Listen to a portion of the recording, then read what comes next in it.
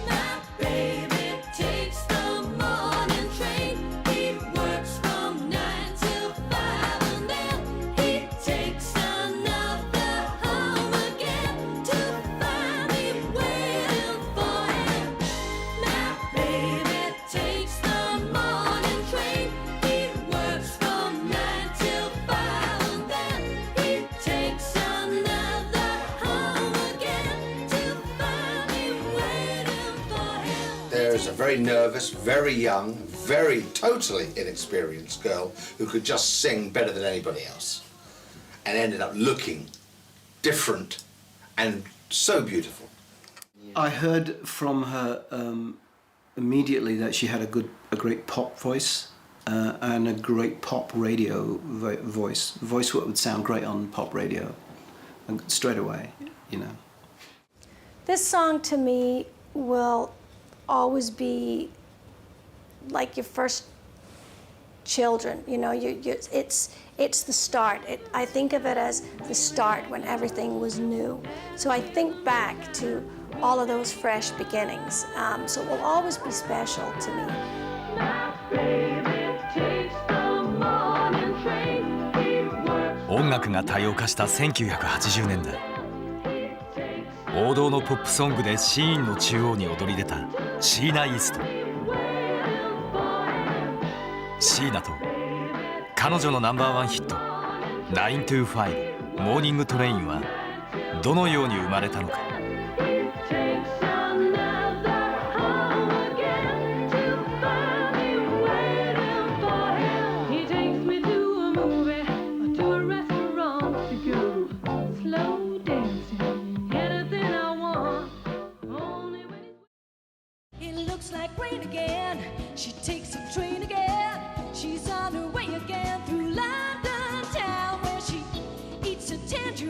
キュートな魅力と親しみやすさで世界的スターとなったシーナ・イーストン。彼女は1980年にデビューしたスコットランド生まれのポップスシンガー。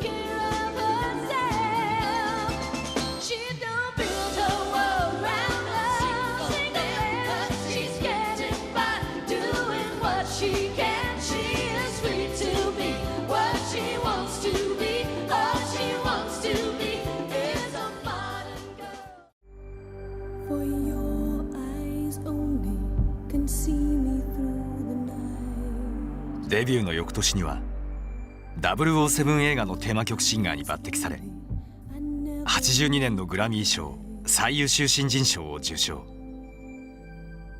華々しくキャリアをスタートさせた。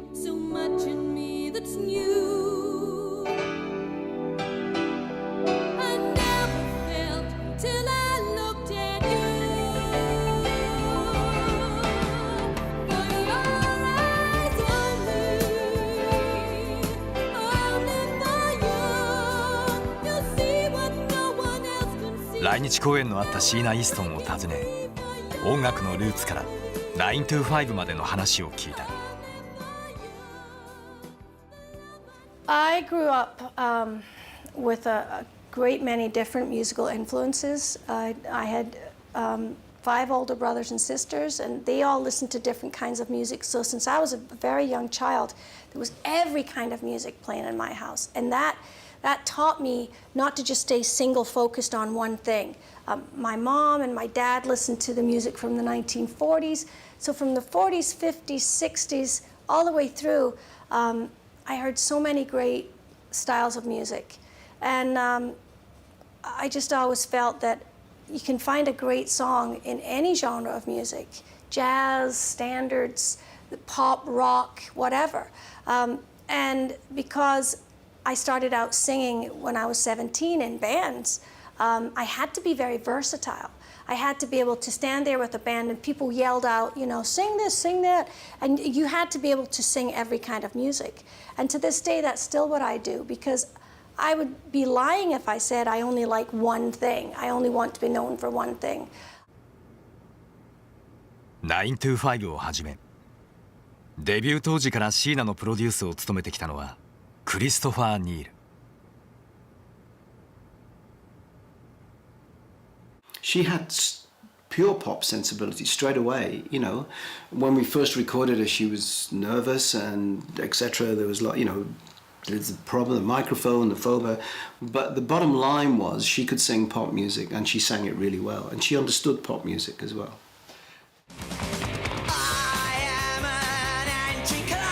1970年代後半、イギリスの音楽シーンはパンクからニューウェーブへと大きく揺れ動いた。勢いに飲まれ、それ以前の音楽は力を失ったかに見え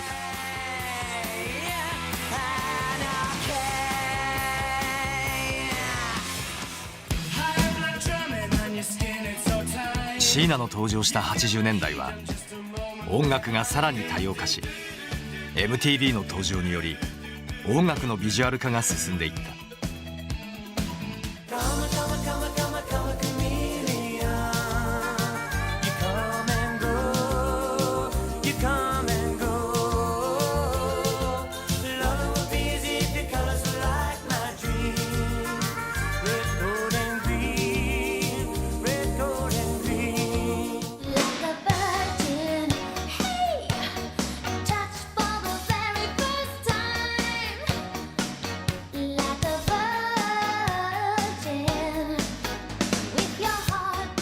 80年代ポップスの先駆けとなったのがシーナの音楽だった。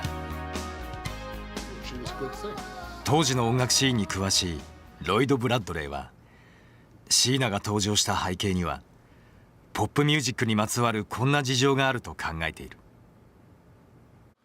I think Sheena was accepted by the masses because when she came out in the UK, we'd already been kind of assaulted by what the Americans called new wave or new wave. Really, there was an awful lot of groups like the Tom Tom Club, Blondie, groups like that that were rewriting pop music. They weren't as angry and as thrashy as the punks, but they were rewriting pop music in a way that was far more kind of do-it-yourself. It was sort of lo-fi, if you like, low production values. Although they sounded slick, but it wasn't the massively overproduced pop stuff you'd been getting before. I think the ground had almost been cleared for someone like Sheena Easton as a pop star, because this stuff was feeding into the bottom, you know, the pop consciousness. Blondie were massive pop stars by that time, and it's not an enormous jump from Blondie to Sheena Easton, not huge. もともとイギリスの音楽シーンにはいつの時代も良質なポップミュージックを受け入れる伝統があった。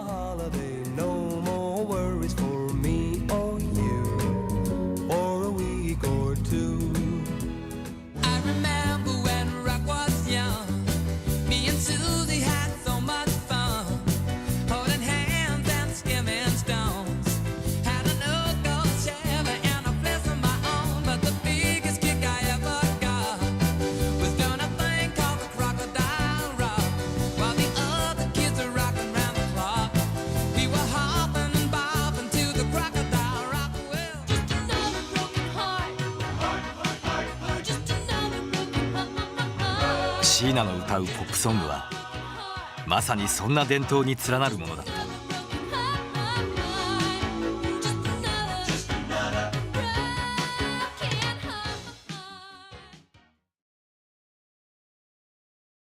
925はシーナのデビューと大きく関わっている。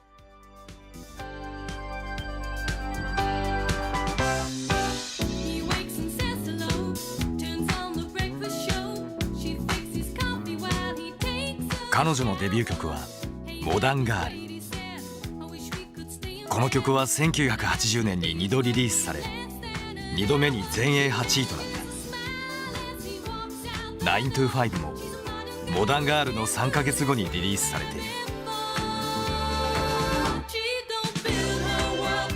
多くの人がシーナを知るようになったのはあるテレビ番組を通じてのことだった。 BBC 制作の「ザ・ビッグタイム」。実はシーナはこの番組に出演することでデビューのチャンスをつかんだシンデレラガールだった。番組を制作したのは現在はテレビタレントとして活躍する元 BBC のプロデューサーエスター・ランツェンだ。 Well, I really came up with the idea of the big time, and the idea was that we would take a very talented amateur and give them the chance of their dreams to take part in a great big professional event. And it was quite clear from the beginning that we would need to find a pop singer. I was a producer, and I said we had to be a bit careful, because I remember saying to the team, every kid living on every street corner thinks that they could be a pop star. So we've got to find someone who is so outstanding that they clearly deserve this terrific opportunity. So we had a very good researcher called Linda, and she scoured the whole of the UK. So Linda brought in a lot of black groups and occasional solo singers. And at the end of it, I turned to the team and I said, I'm terribly sorry. What I would say now is, I don't think they've got the X factor. But what I said then was, I don't think we found anyone good enough. So Linda went out again and scoured the whole of the UK again. And she came across a little girl, a Scottish drama student, who was making a little bit of pocket money by singing at parties and conferences, but had never come to the attention of any of the professionals. 番組のリサーチャーリンダが見つけた女性こそシーナ・イーストンだった。 We were in the basement of the BBC television centre, and we had a pianist and Linda, the researcher, and we sat down and started to talk to Sheena Easton. And she began to talk to us about singing she'd done in the past when she was playing Snow White in pantomime at school. And because she was so little, the 7 dwarves were much taller than her. Anyway, it was very funny the way she told it. And I thought to myself, she'll never be any good, because if she's so funny, such a great talker, you know, it's very unlikely she'd be a great singer. So then she got up and she stood by the piano and she sang Feelings. I don't know if you know the song. And I was astonished, because I studied singing when I was young, and this girl had 2 octaves, wonderful 2 octaves. And I looked at the pianist, at Phil, his name Philip, and he looked at me and I said, I think we found her. Now today, we have many different shows that show new artists. We have American Idol, and we have The Voice, and America's Got Talent, and I'm sure every country around the world has their own versions of those things. And talent competitions and all these different things. What I did was a different kind of thing. It was the BBC decided to make documentaries, and so that is when my career took off. But when I did the first documentary, I was just so excited that, you know, oh wow, it was huge for me, because the only other exposure I'd had on stage was in school at college or when I was singing in local bars. So this was amazing for me. This was a great chance. We went to the record company, and what I didn't know, they told me afterwards, that they had been spending the whole morning working out how they could tell this Scottish girl and us that she was no good and they couldn't offer her a contract. How to do that kindly when they were being filmed. And they worked out what they were going to say. So Sheena got up and she sang Feelings. And then there was complete silence in the room, and nobody told her she was not good enough. And they just said, yes, that's fine. Sheena was 5 when she decided she wanted to be a pop singer. And I won't believe that it's happening until after I pass the audition, if I pass the audition. Again in my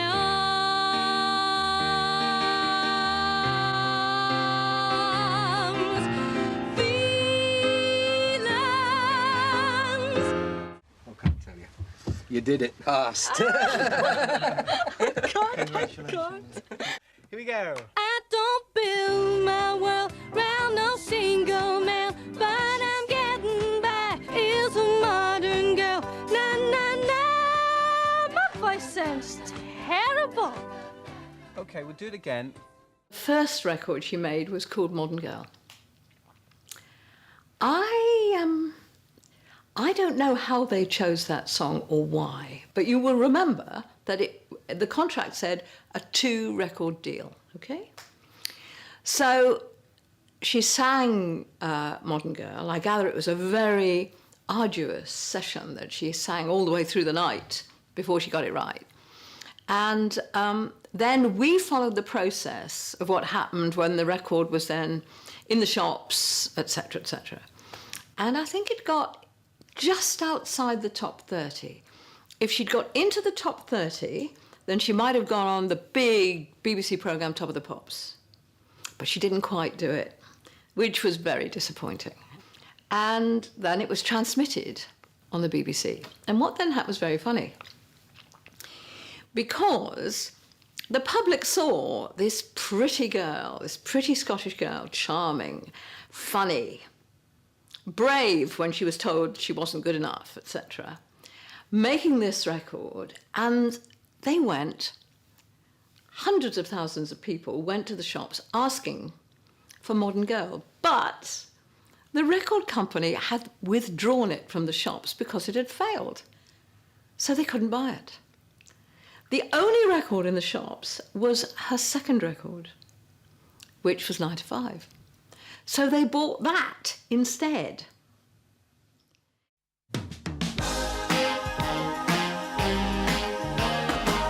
一夜にして名を知られるようになったシーナ・イーストン。人々のシーナへの支持が9 to 5のヒットにつながったのだ。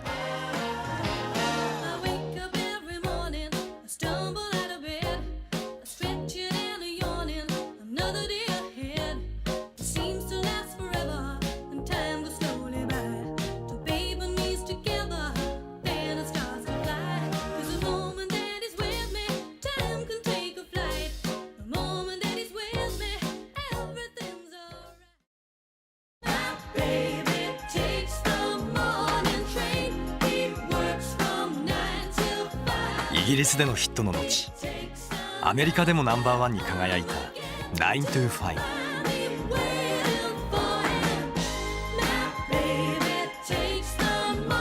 モダンガールとは兄弟のようなこの曲は一体どのように作られたのか。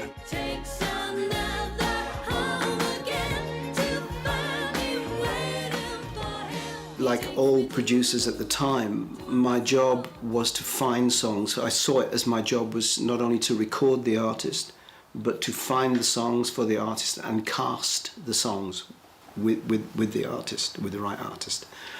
That's what I did. So I went to offices of publishers, the big ones, the little ones, the people who had small publishing companies. They were more interesting for me, because you'd go into, Chappell's or Warner Brothers or, Universal, and they'd have thousands of songs. Whereas the small publishers were really more interesting because their writers were so desperate to have a hit, and they were... I went into an office of a company called Pendulum Music, and there was a man called Johnny Sterling. And he had a girl writer who was a lovely girl called Florrie Palmer. And she wrote 2 great songs for Sheena. She wrote 9 to 5, and she also wrote a song called When He Shines, which was a great song we did on the first album.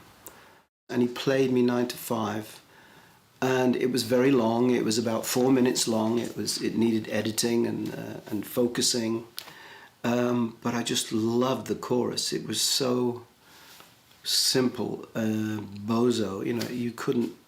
I asked him to play it twice, and then the second time I could sing it all day. You know, the chorus. I got it.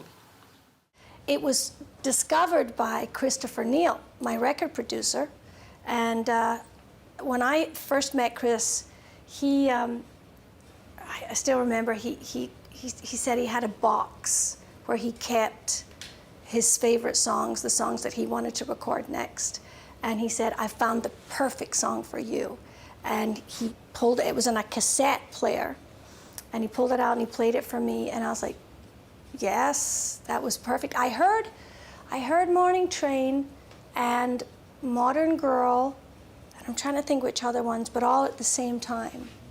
So I cannot claim that I was smart enough to choose it.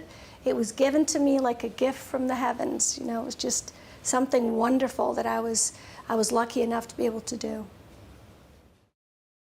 I used to live with cassettes. I used to get 100 cassettes a week. And I put them in I had 3 boxes: rubbish, I'm not sure, and fantastic. And these, I have to say, these 2 went into the fantastic because they were just simple out and out pop books. 925を書いたフローリー・パーマーは同じアルバムからシングルカットされた「眩しすぎるあなた」の作者でもあるソングライター。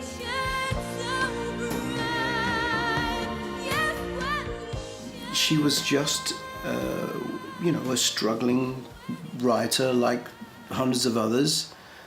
She was quite funny. She used to smoke and play the piano, I remember, and we got on really well.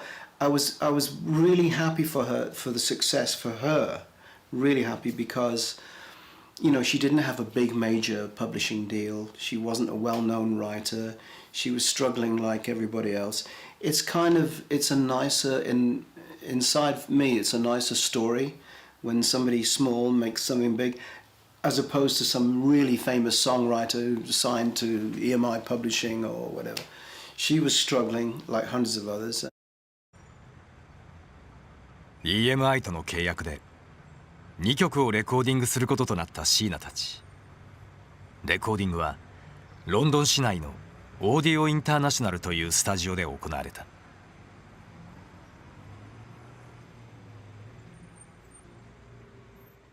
The first time for any new artist to go in like I'm making a record, you know, it's terrifying. But then to have the BBC film it, it was. I really felt sorry for her because the BBC, there wasn't one person. There was hundreds of them. They were all over. There was lights and there was everything. And at the same time, she had to sing for me, a brand new producer. So I'm being a clown. I'm joking. I'm trying to make everything light, you know. So because if we all stayed very serious, she'd have just fallen apart, I think. Chris knew that I was raw and scared and new, and it was, you know, I walked in a recording studio and I'd never been there before. I'd only ever been on stage. So I didn't understand about the dynamics, and he taught me about when to sing softly, when I could sing more loudly, you know, when to open up and when to hold back and be more focused and more simple. And I would say he was probably my best teacher of how to take a song, live with it, feel the lyrics, focus on the words. And if you focus on the words of a song, the melody takes care of itself because the melody comes out of what you feel. And he taught me all of that. Plus, Chris was funny. There was always a great atmosphere in the studio. All the musicians loved him. You know, it's not an anthem. It's not a message. It's not a call to anything. It's just a fun song. The great thing about music is it's about imagination. It's about what you decide it's going to be. And I think that some people might find it appealing because they see it and they picture their own lives.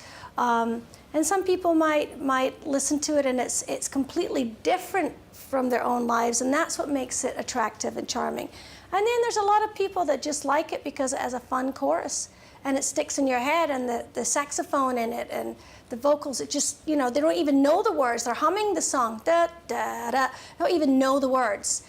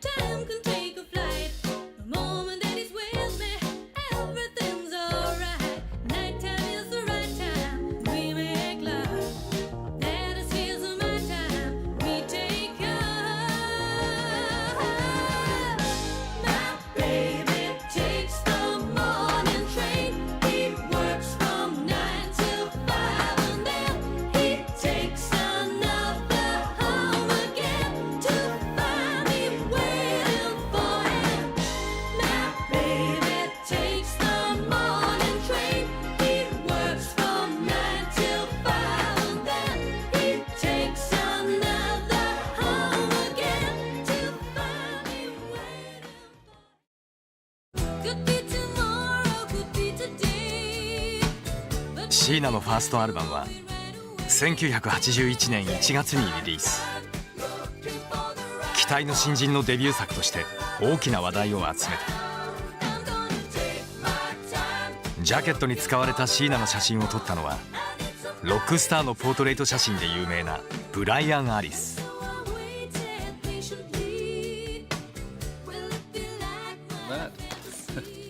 彼はザ・ビッグタイムのシーナを見た母親の強い勧めでシーナの写真を撮ることにしたという。Sheena turned up and I was a little surprised. I'd seen some images that had some stills and they were not very good. But when Sheena arrived, she was very forceful. Let's put it like that. She was dynamic. I mean, immediately you knew she was going to do it because she just has such a huge personality. But, you know, she didn't look so great. I mean, she'd just come down from Scotland and it didn't have that kind of look at the time that you wanted. And we sat talking in the makeup room. I booked a hairdresser called Nikki Clark, who has obviously gone on to become very famous around the world. And I worked all the time with a makeup artist called Sue Mann, who was wonderful. And I booked the two of them. And I said, look, it's a challenge, but let's try. And we sat in the dressing room. And on the dressing room table was a copy of Italian Vogue, which was the Bible for photographers, you know, and stylists. And there was an Armani ad on the back cover. And Sheena saw it, and we said, look, we love that look. How about letting us cut your hair and do that? No clothes, we'll just bare shoulders, let's do it. And she said, yeah, fine, great. It took quite a long time to cut the hair, because you can't just cut hair off and cut that shape that he cut. It takes quite a long time, and he's wonderful, wonderful hairdresser. And I remember walking back in, she hadn't been made up, but he'd almost cut all the hair off. And I looked in the mirror in the makeup room and knew straight away, we're fine, we're in good shape. You know, she's going to look really, really good. And of course, once she'd been made up, I thought she looked breathtaking. I mean, to take bare shoulders, no clothes, no distractions, it's all about the face. Easy. This one. Do you want me to show it to you? Which is that one. しかしこの時の撮影はアルバムのためのものではなく、ブライアンがシーナを被写体として選び自発的に行ったものだった。But I got a phone call as soon as the picture was published from a gentleman that I had never met, who said he was insisting he should come and meet me, that he was now representing Miss Easton, and he wasn't very happy. So we arranged a meeting at my agent's office, and a certain Mr. Arlon arrived and sat down. We shook hands, and he basically said something along the lines of, "You just cut all her hair off. You didn't ask anybody. You should have been talking to me, or at least consulted. And who owns these photographs?" And I said, "I do." No, that's not, that's not how we want to work. And I said, "Well, you should have phoned me, you should have talked to me, you didn't." And he started to laugh, and he said, okay, how about you do all her photographs and we strike an arrangement. We work together, and we shook hands, and we have been friends ever since. シーナのマネージャー、ディーク・アーロンは、クリス・ニールのマネージメントを行っていた人物。クリスの紹介で、シーナのマネージメントもするようになった。EMI, when Deke said, "I'm managing her," they went, "Oh no," because Deke is very strong. It's a strange situation for the record label. They want a strong manager who can control the artist and make sure the artist doesn't go crazy, but also they want a manager they can manipulate. And no, they couldn't manipulate Deke. He went straight in and he said, "We're not having a singles contract. It's crazy. We have an album. We have 3 album contracts." So we went straight in. And straight away, it was an album, then 2 albums, then 3 albums. So he was very strong with EMI. And in the end, they kind of respected that because they knew he would take care. 自らもアーティスト出身のディーク・アーロンは、妻で元女優のジルと共にクリスやブライアンと力を合わせ、デビューしたてのシーナを支えていった。All that experience that I had from being a performer, being a little pop star, all came into play. All the experience that Jill had as an intelligent, she was a lecturer in drama, she was a TV star herself as an actress, so all of her experiences were available. How to express yourself, how to think, how to look, all that. Aris was at the top of his tree as a photographer. What timing to meet Aris. And he knew at the time the best makeup lady that there was, Sue Mann. So I think that luck, or whoever shines on us from above, just got everybody's timing right. And my relationship with EMI was amazing. And I just started to work with Chris Neal. So there was a team of people that were thrown together through circumstances. I also insisted when we were doing that deal that she would be in the opening titles. And they said, nobody's ever been in the opening titles of a Bond movie. Maurice Binder, who was the man who made those wonderful opening titles, who created that whole style, he loved the idea. And Maurice Binder convinced them, the bosses, that yes, he could use Sheena Easton visually in the opening of a Bond movie. And they spent a couple of days at Pinewood Studios, Jill and Maurice and Sheena, getting this done and getting it shot and creating those images. Well, you have to suddenly realise that all around the world, on a certain date, Sheena Easton was the opening titles of a Bond movie. Now, it doesn't get better than that. It doesn't get more important than that. That's it. Sheena was very conscious that we thought she was wonderful, but she was very self-conscious about her bust. So we always were very, very careful to try and disguise that. We always knew she had this beautiful silhouette. So the thing with Sheena was always to keep it very elegant, simple, a tailored look. You'd never dress Sheena in anything frou-frou or fussy. She had this wonderful silhouette, which we were very careful to disguise what she didn't like. And to that end, we had I found this dress designer who worked with us, Andreas, and he now works for Anushka Hempel, or did. I'm not sure if he still does. 有能なチームに支えられ、順調に歩み始めていったシーナ。MTV の開局からまだ間もないこの時期、ミュージックビデオの制作にはあまり大きな注意は払われなかった。925のミュージックビデオはイギリスの南部を走るブルーベル鉄道の駅で撮影された。ホーステッド・キーネスは1日に数本観光列車が走るレトロな佇まいの駅だ。ホームにはビデオの背景となった場所や小道具として使われたと思われる自転車も残されている。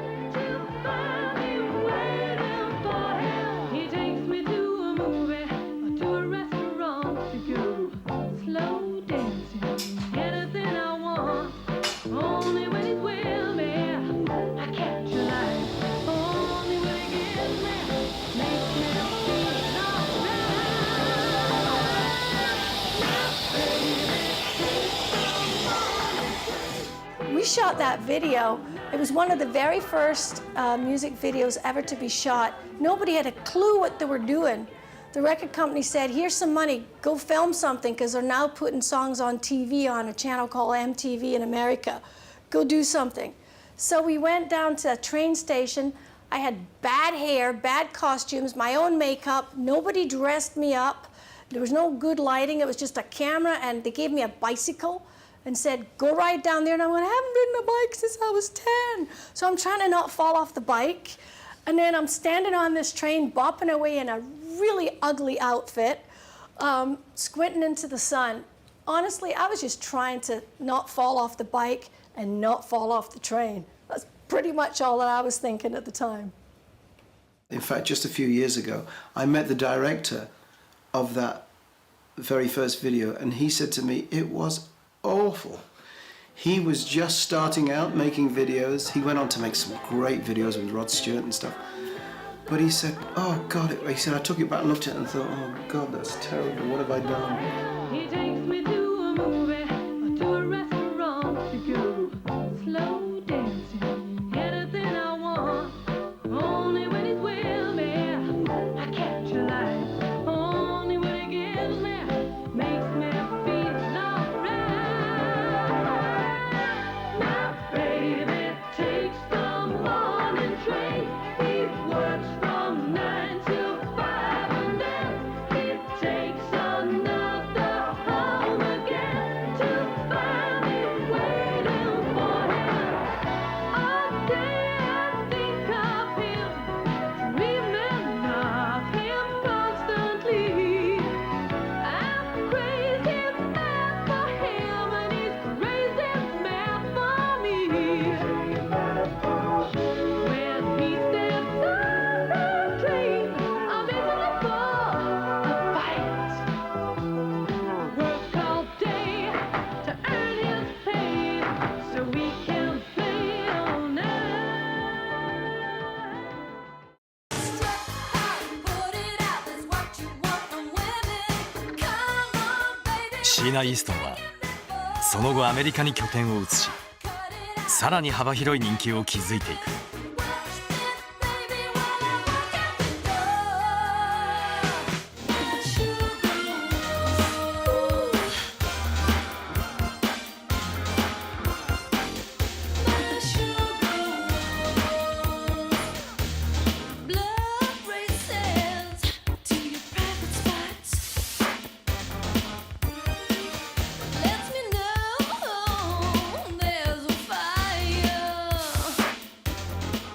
I think you can't make pop records unless you love pop music. You can't publish pop songs unless you love it. Same with it, rap, rock. You have to feel it, you know, you have to know what you're talking about and you have to know what the listener wants. I've always loved pop music. She's very independent, Sheena is, and she's got her own career. And indeed, I think in the early days when I was better known, because I have a television career of my own, and the British public knew me more than they knew Sheena. So whenever anyone wrote a story in the papers about Sheena Easton, they would always say, the singer discovered by Esther Rantzen. And I think that must have been irritating for her after a while, because it felt as if everybody was saying I was responsible for her success, which I wasn't. Sheena was responsible for her success. One thing special about Morning Train is another big important song for me was For Your Eyes Only from James Bond. And the day that I was in the recording studio recording the vocals for Your Eyes Only, we got a phone call from the United States, and it told us that Morning Train had gone to #1 in the United States. And back then, the whole world kind of looked to the United States to see what was popular there. And if it was popular there, it would go popular everywhere. And so that helped open up so many other doors for me. So I'll always associate hearing about Morning Train going to #1 as being a very important and special day for me.